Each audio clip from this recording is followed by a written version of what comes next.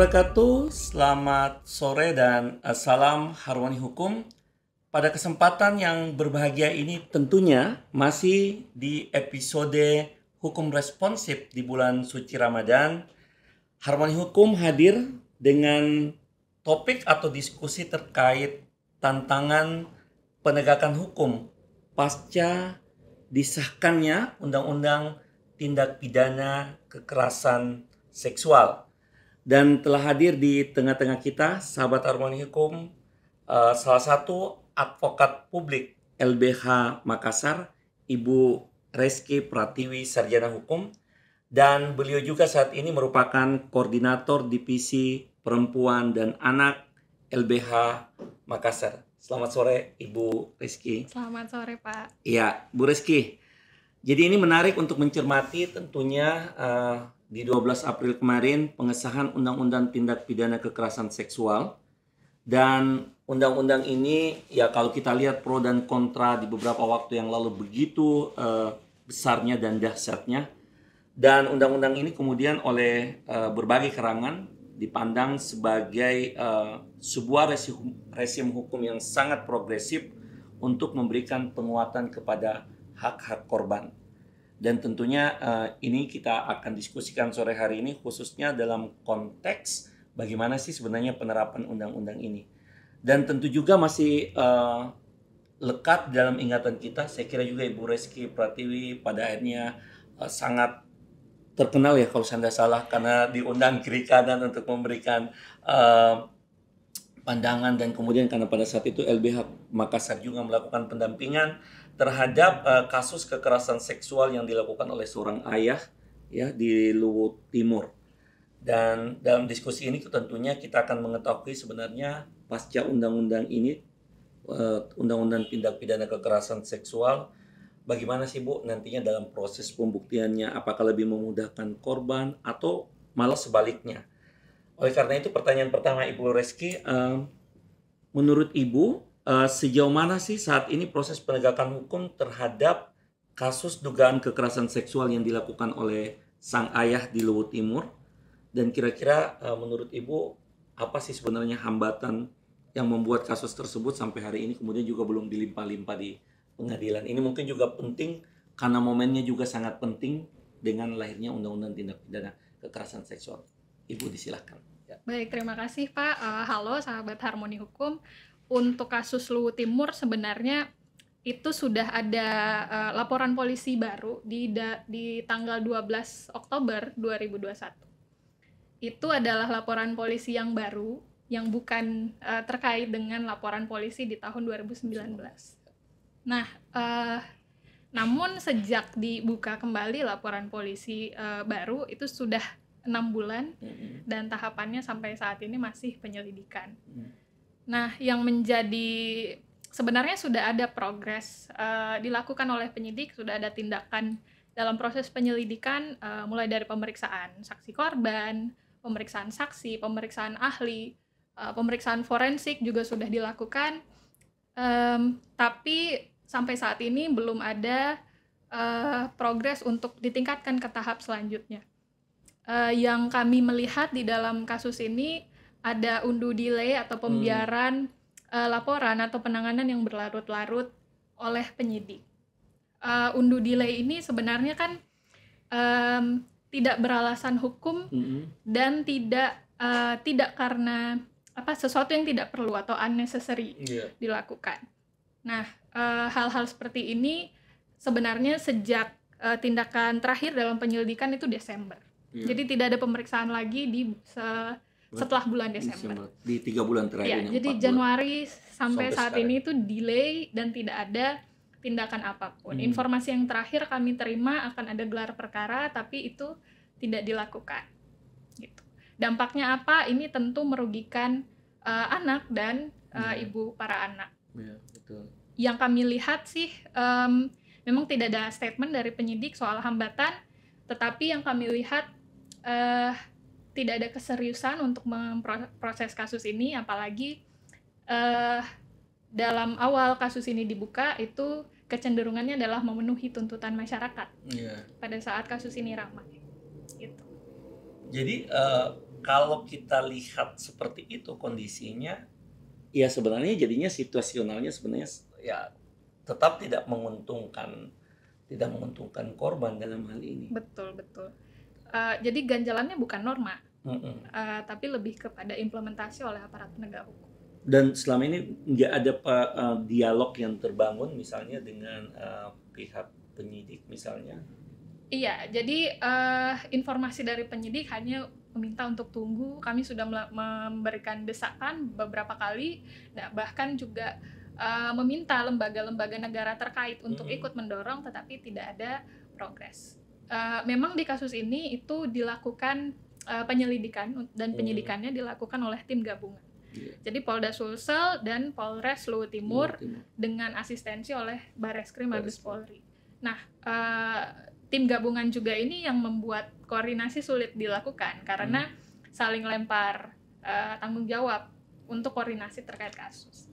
Bukannya harusnya semakin mudah, Bu Reski, harusnya. Semestinya harusnya begitu. semakin mudah karena kan kemudian kalau kita mengingat ketika kasus ini begitu ramai di beberapa waktu yang lalu kan sebenarnya kenapa kemudian ada asistensi, karena sebenarnya dalam konteks untuk membantu kerja Polres di Luwu Timur dan sebenarnya juga di Polda Sulsel seharusnya. Tetapi kan kalau kemudian faktanya seperti ini berarti memang ini ya kalau mungkin sahabat Harmoni Hukum kita bisa katakan ini satu hal yang miris juga sebenarnya ketika kita dalam proses untuk terus mencari keadilan dan kepastian hukum bagi korban, khususnya ibu dan si anak.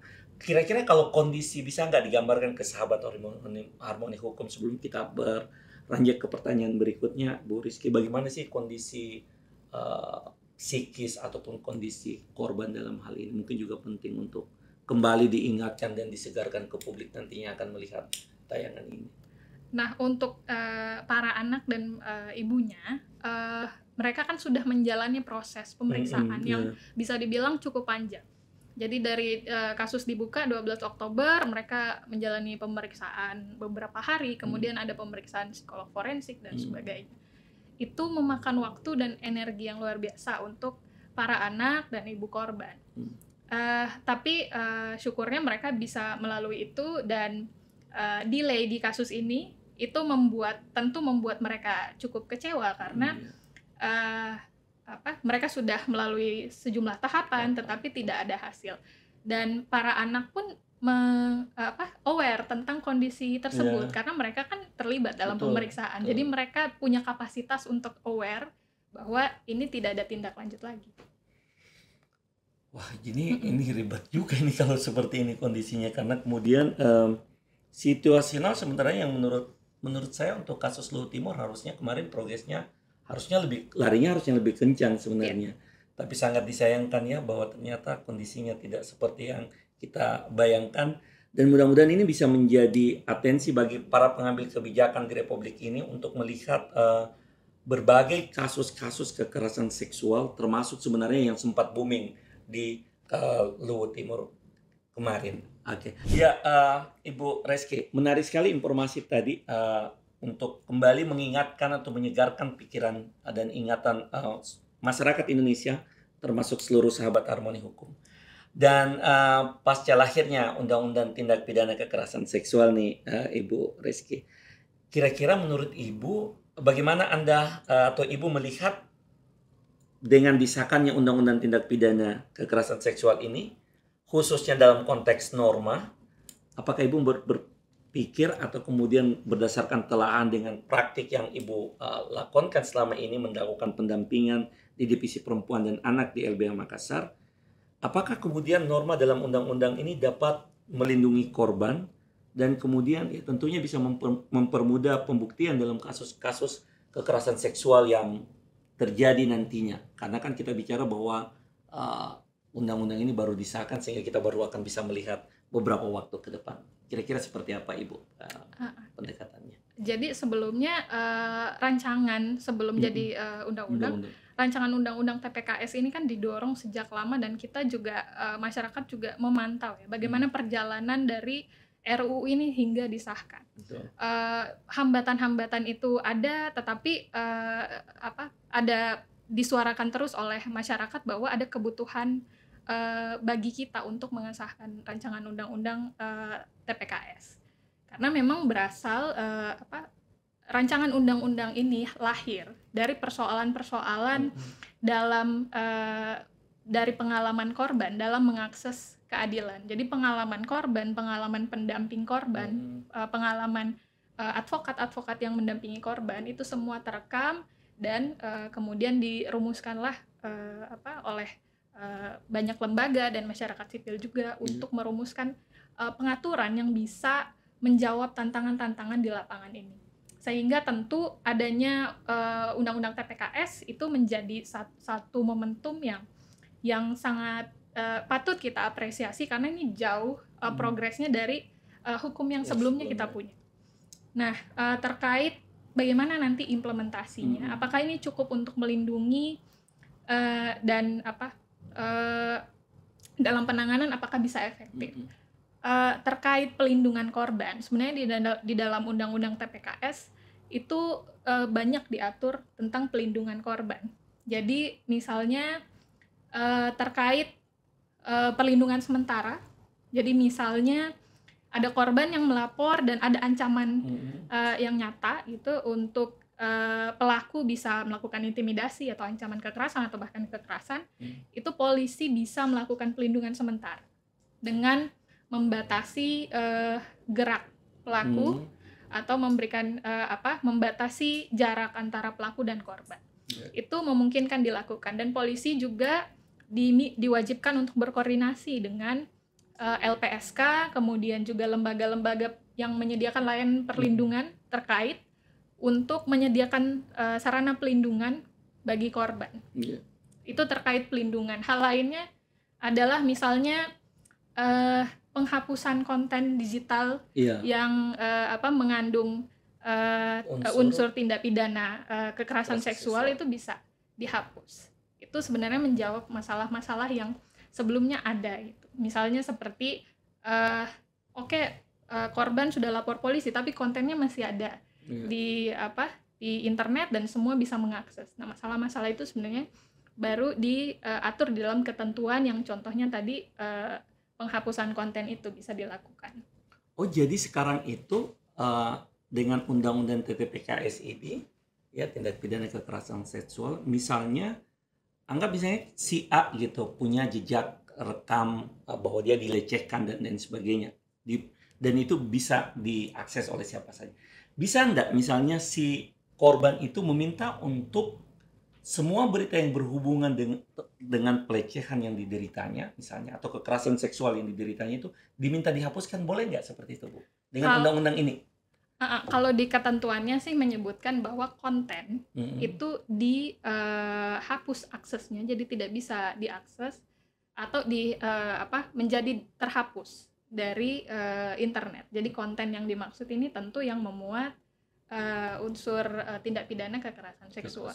Soal pemberitaan dan sebagainya mungkin belum bisa tersentuh, tetapi saya kira dalam implementasi itu sangat mungkin dilakukan melalui Kominfo atau lembaga-lembaga terkait untuk bisa berkoordinasi, karena sebenarnya di dalam pelindungan korban kekerasan seksual dalam praktik memang koordinasi kerjasama lintas kelembagaan itu sangat diperlukan. Dan apakah memang selama ini itu berjalan dengan baik, Bu? Itu maksudnya. Nah, kalau sebelum ini kan belum terimplementasi Benar. Kami melakukan koordinasi dengan lembaga-lembaga terkait, tapi memang untuk penghapusan itu kami belum punya pengalaman karena memang hambatannya bukan apakah bisa dihapus atau tidak, tetapi hambatan lainnya yang seringkali kita temui. Kasusnya mandek misalnya, atau korbannya urung untuk melanjutkan progres kasus. Jadi ada banyak hambatan-hambatan lain yang bahkan kita belum bisa sampai ke sana.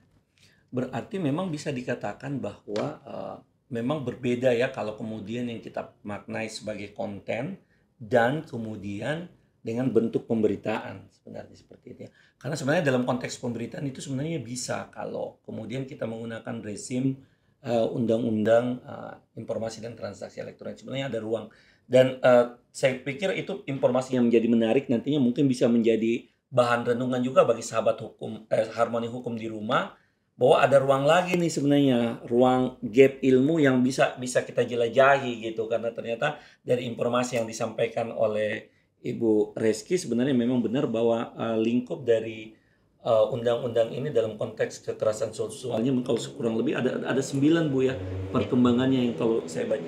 Bu, terakhir sebelum kita beranjak ke sesi berikutnya Bu. Tadi saya tertarik yang koordinasi sebenarnya, koordinasi antar lembaga. Selama ini bagaimana sih Bu kerja misalnya teman-teman di LBH ketika mendampingi kasus-kasus kekerasan seksual dan lain sebagainya yang berhubungan dengan perempuan dan anak, khususnya ketika ibu harus melakukan koordinasi dengan instansi-instansi terkait. Anggaplah kita potret Bu kasus Luhut Timur lah yang ibu benar-benar kemarin all out sampai kasus-kasus lain yang memang teman-teman di LBH dampingi. Itu gimana Bu? Nah, dalam itu tadi saya sampaikan bahwa kasus-kasus kekerasan seksual pada umumnya kasus-kasus kekerasan terhadap perempuan dan anak itu sangat membutuhkan koordinasi kerjasama lintas kelembagaan karena banyak sekali hambatan-hambatan yang ditemui di dalam penanganan kasus dan aspek yang tidak kalah pentingnya selain mendorong proses hukum tentu juga pemulihan dan pelindungan bagi korban. Nah, di dalam praktek kami sering bekerja sama dengan banyak lembaga, ada LPSK, ada Kemen PPA dan dinas-dinas terkait di wilayah-wilayah. Kemudian di level kota kabupaten memang tersedia unit UPT PPA. Betul. Yang bisa menerima laporan dan ada layanan-layanan juga yang disediakan oleh mereka karena kan kami perlu bekerja sama dengan lembaga layanan yang lain karena LBH kan hanya menyediakan layanan bantuan hukum. Betul. Tetapi layanan pemulihan seperti konseling psikologis, kemudian juga pelindungan rumah aman dan sebagainya, itu kita serahkan kepada jejaring dalam penanganan kasus. Makanya ada UPT PPA atau LPSK yang terlibat di dalam situ. Terus kenapa nggak didorong Bu untuk kasus tadi sebagaimana yang Ibu Reski sudah sampaikan di awal dengan kemandekan yang ada? Kenapa kemudian kita coba tidak dorong kembali dengan memanfaatkan kerja-kerja lintas lembaga, lintas lintas organisasi dan lain sebagainya sebagaimana tadi yang Ibu sampaikan. Sebenarnya di kasus Luhut Timur itu sudah ramai sekali Pak keterlibatan kementerian dan lembaga. Jadi ada Kemen PPA. Jadi levelnya udah level kementerian dan lembaga negara. Betul. Kemen PPA, Komnas Perempuan, LPSK, KPAI, Ombudsman juga kami juga melakukan laporan-laporan terkait maladministrasi. Itu juga kami libatkan. Kemudian di wilayah kita ada DP3A, kemudian juga UPT PPA di Kota Makassar. Jadi memang pelibatan lembaga-lembaga tersebut itu sudah dilakukan. Tetapi memang soal implementasi kembali lagi di aparat penegak hukum yang dalam hal ini adalah kepolisian itu memang belum bisa terdorong dengan keterlibatan banyak lembaga-lembaga ini. Ya ini fenomena menarik juga sebenarnya. Sahabat Harmoni Hukum, kita akan kembali di sesi berikutnya. Ya, sahabat Harmoni Hukum, semakin menarik ya, banyak informasi yang sangat insightful menurut saya dan sangat bermanfaat bagi kita sebenarnya khususnya dalam memotret bagaimana sih sebenarnya kasus-kasus kekerasan seksual yang terjadi di sekeliling kita di Sulawesi Selatan, karena ada beberapa kasus memang yang sangat nasional tadi yang sudah dijelaskan oleh Ibu Reski. Ibu Reski, masih berkait dengan undang-undang tindak pidana kekerasan seksual. Menurut Ibu kira-kira apa saja sih sebenarnya Bu poin penting yang mesti diperhatikan oleh aparat penegak hukum dalam menghadapi kasus kekerasan seksual di masa yang akan datang khususnya, karena kemudian rezim normanya berubah dan otomatis konsekuensinya bahwa akan banyak harapan yang dititipkan oleh pencari keadilan khususnya kepada penegak hukum. Tadi kita bicara sebenarnya masalahnya kemudian ada pada di sisi kepolisian yang kemudian harus bisa lebih kalau mungkin bahasanya mungkin lebih kalau profesionalnya pasti lebih sudah profesional, mungkin lebih bisa berakomodatif dan berkoordinasi lebih baik dengan instansi-instansi lainnya dalam hal menangani kasus-kasus kekerasan seksual yang terjadi. Kira-kira beberapa poin penting Ibu dalam catatan Ibu terhadap undang-undang TPKS ini. Yang pertama, di dalam undang-undang TPKS ini kan sudah dimudahkan untuk pembuktian. Jadi satu keterangan saksi atau korban itu sudah cukup dengan didukung alat bukti yang sah yang lain dan juga dengan ditambah keyakinan hakim. Jadi sudah cukup karena memang kita tahu di dalam kasus-kasus kekerasan seksual punya karakteristik sendiri. Jadi rata-rata peristiwanya terjadi di mana minim saksi atau bahkan tidak ada saksi yang melihat langsung kejadian. Betul. Makanya disebutkan betul di dalam Undang-Undang TPKS bahwa satu saksi itu cukup dengan ketentuan-ketentuan yang tadi, dan juga saksi bisa memberikan ada juga bisa dimungkinkan bagi saksi untuk memberikan keterangan tanpa dia harus mendengar langsung atau melihat langsung. Tapi kalau dia punya keterangan yang berkaitan dengan tindak pidana itu, dia bisa memberikan keterangan sebagai saksi. Kemudian yang kedua, soal alat bukti lainnya yang lebih ditegaskan lagi adalah keterangan psikolog. Jadi bisa berbentuk sebagai ahli ataupun surat, kemudian juga keterangan dokter seperti forensik dan sebagainya, itu juga diakomodir. Nah, kemudian selain pembuktian, catatan lainnya yang harus diperhatikan oleh aparat penegak hukum adalah hak-hak korban. Jadi ada pengaturan hak-hak korban yang salah satu yang mungkin saya mesti tekankan adalah hak korban untuk terlindung dari perilaku atau sikap merendahkan dari aparat penegak hukum. Ini yang sering terjadi dan itu ditegaskan di dalam UU TPKS bahwa itu adalah hak korban untuk tidak diperlakukan rendah oleh aparat penegak hukum. Yang kedua adalah akses informasi terkait penanganan perkara. Ini sering sekali terjadi di mana aparat penegak hukum mengabaikan hak-hak untuk korban menerima informasi terkait penanganan perkara. Seringkali mereka tidak tahu tahapannya sudah sampai mana, tinggal tahu-tahu ternyata dipanggil jadi mengambil keterangan dan sebagainya. Kemudian hak untuk mengakses dokumen penanganan perkara itu juga dimungkinkan. Selain hak-hak itu ada juga terkait dengan pelindungan. Jadi hak untuk mengakses layanan-layanan tadi, rumah aman, kemudian menghapus konten digital dan sebagainya, itu juga aparat penegak hukum harus sense terkait hak-hak tersebut. Selain hak juga penekanan lainnya adalah terkait kerjasama kelembagaan yang tadi, bahwa aparat penegak hukum tidak bisa mengerjakan menangani kasus sendiri, harus ada pelibatan supaya akses keadilan korban itu bisa terpenuhi. Jadi mulai dari penanganan, pelindungan, kemudian pemulihan itu bisa terpenuhi semua. Jadi itu yang menjadi catatan penting ya. Tapi ada yang menarik Ibu. Tadi di awal Ibu sampaikan bahwa salah satu poin krusial adalah dalam konteks pembuktian yang satu saksi itu sudah boleh ya. Itu kan berarti itu tidak terjadi perbenturan norma dengan KUHP. Iya, kalau di UU TPKS sudah ditegaskan hukum acara pidana tetap berlaku sepanjang ditentukan berbeda di dalam Undang-Undang TPKS. Jadi memang di dalam perumusan Undang-Undang TPKS ini dimaksudkan khusus untuk menyesuaikan dengan karakteristik tindak pidana kekerasan seksual, maka hukum acaranya juga harus khusus. Gitu. Jadi sahabat hormati hukum, itu yang harus di-underline bahwa hukum acaranya itu bersifat khusus untuk kasus-kasus yang dikategorikan dalam tindak pidana kekerasan seksual. Ya, sahabat hormati hukum, kita sudah tiba di ending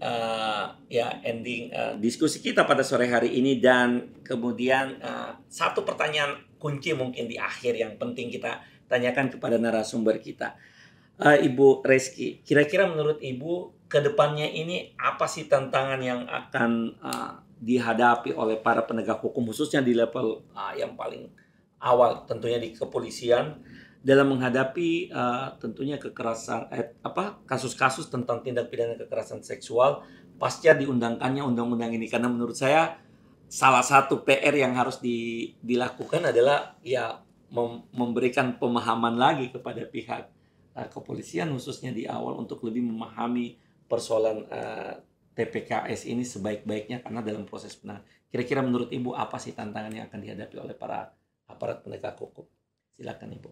Jadi aparat penegak hukum harus gercep, harus gerak cepat, memahami, mempelajari, mensosialisasikan di institusinya masing-masing terkait undang-undang TPKS ini. Karena sekali lagi mereka tidak boleh gagap ya dalam penanganan kasus.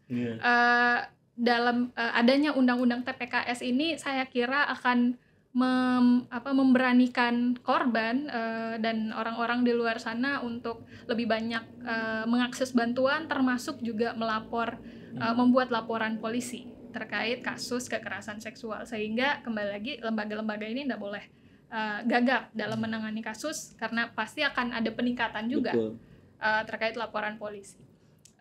Catatannya dalam implementasi memang sulit dalam mendorong kasus kekerasan seksual bisa sampai ke proses persidangan.